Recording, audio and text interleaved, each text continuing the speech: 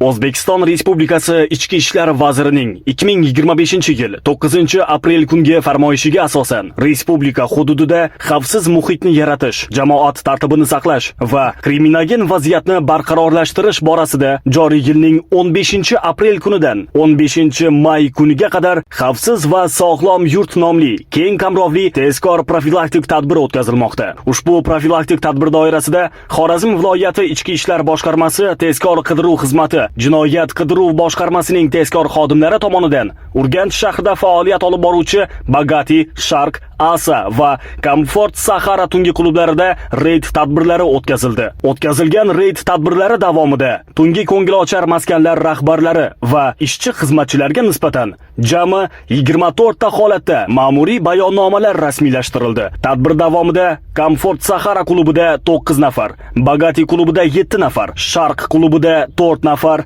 Asa klubida esa 3 nafardan litsenziyasiz raqqosachilik faoliyat turi bilan shug'ullanish, ya'ni jami 23 ta holat bo'yicha O'zbekiston Respublikasi ma'muriy javobgarlik to'g'risidagi kodeksning 165-moddasi tartibida ma'muriy bayonnomalar rasmiylashtirildi. Xususan, Asa tungi klubi rahbari ko'ra bila turib voyaga yetmagan 7-sinf o'quvchisi 14 yoshli shaxsni tungi klubda raqqosachilik bilan shug'ullanishiga yo'l qo'yib kelayotganligi aniqlanib, klub rahbari S.P.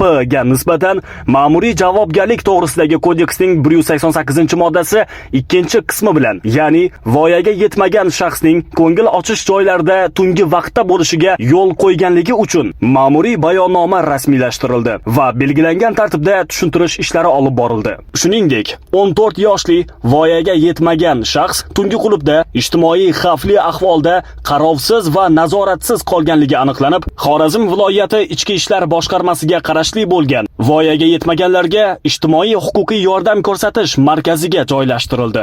Bundan tashqari, tungi klublarda bo'lgan 76 nafar shaxslardan OIDSga qarshi kurashish markazi xodimlari tomonidan mobil laboratoriya orqali qon namunalari olindi. Shu bilan birgalikda tungi klublarda faoliyat olib borayotgan raqqosalarga kiyim kiyish tartibi va raqqosachilik madaniyati bo'yicha tushuntirish ishlari olib borildi. Hamda tungi klublarda qo'riqchilik faoliyati bilan shug'ullanib kelayotgan 8 nafar fuqarolarga yakka tartibda tezkor profilaktik suhbatlar o'tkazilib, rasmiy ravishda ogohlantirildi. Ushbu yo'nalishdagi tezkor profilaktik tadbirlar viloyatimizning barcha joylarida davom etadi.